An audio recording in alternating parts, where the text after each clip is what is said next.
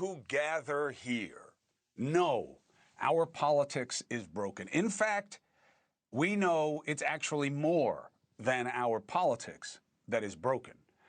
But the tough question is, what do you do about it? Now, part of changing is, one, acknowledging what needs to change, right?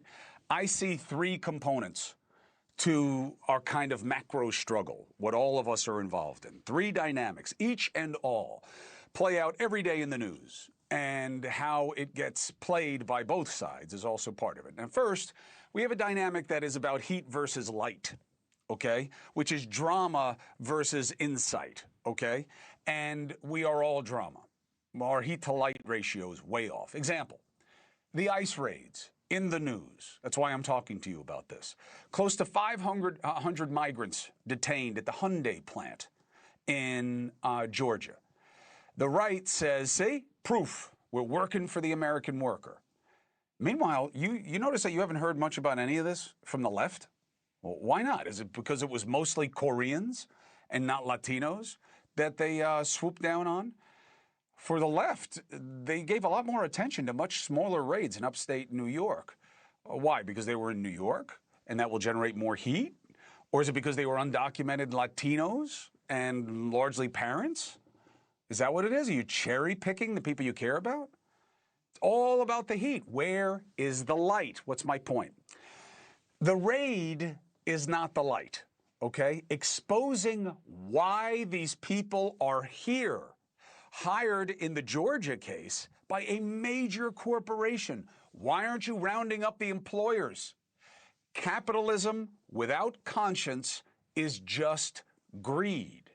And it is the employers that broke the system that Congress has refused to reform. Where are the cases against the employers, who in many cases, they're not just employing people illegally, right? Isn't that a crime? Isn't that a felony? However, they're also helping organize, helping transport. Did you know that?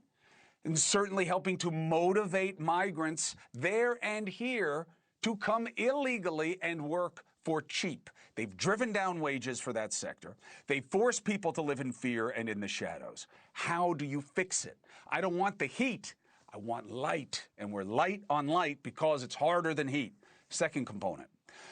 We focus too much on who and what is bad instead of how to make things better, because being negative is easy. Negativity is a proxy for insight. Today's weak jobs report. Trump and co start by what? Fake news, fake data. Okay, that doesn't wash. Now what? Oh, the Fed. It's the Fed's problem. It's the rates. They're screwing it up. The left says, no, this is your tariffs, and they are bad. Now, they happen to have higher ground in terms of what's going on. Are tariffs good or bad? Depends, just like tax policy. Taxing everywhere with everyone, a lot, all at once, was risky. 42,000 manufacturing jobs have disappeared since April. Why?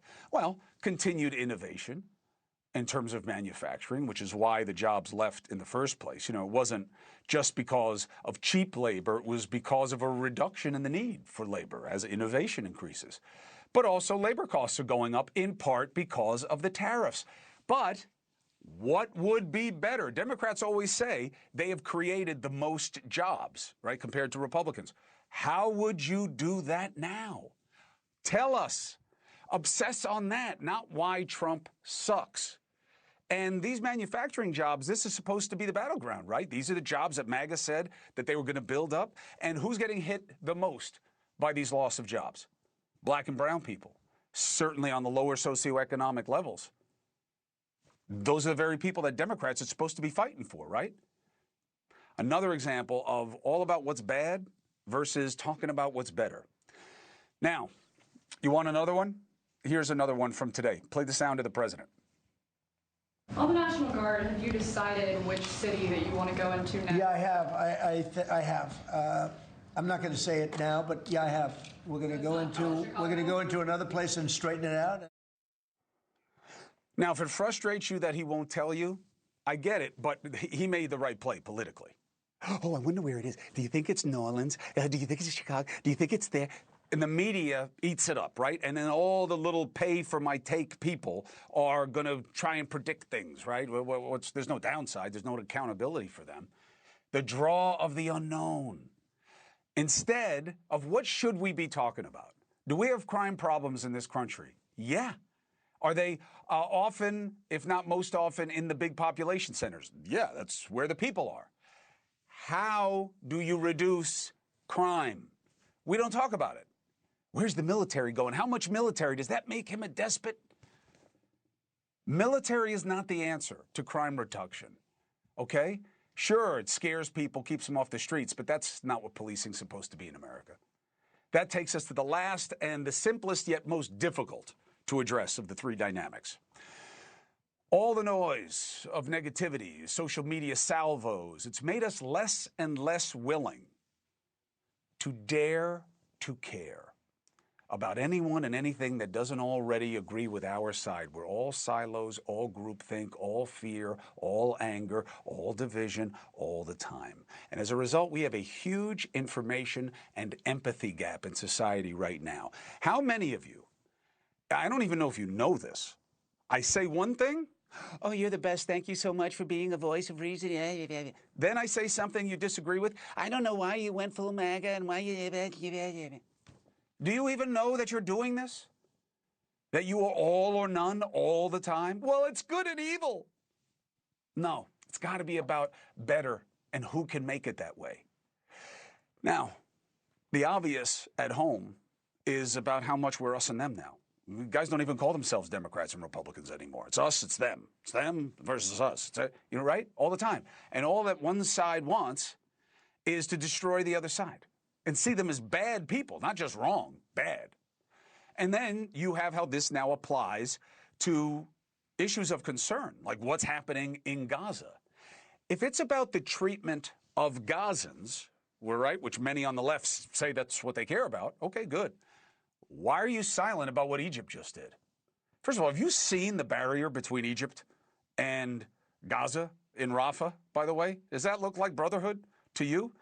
Egypt again today said they will not open their borders to let Gazans flee into their country. Why? Oh, you see throughout Eastern Europe and elsewhere, people are taking in Ukrainians. Why? We have enough. We have enough of them. What are you saying? Too much is a problem? Why? Every conflict, every war, all of those brothers in the Middle East do not stand up for these people except with their mouths against Israel. Why is there no demand by the left for Egypt to do more? Same reason you don't hear them calling for Hamas to surrender. Because there's an empathy gap. You don't really care about what is going to make it better. You just want to get angry and blame, in this case, Israel.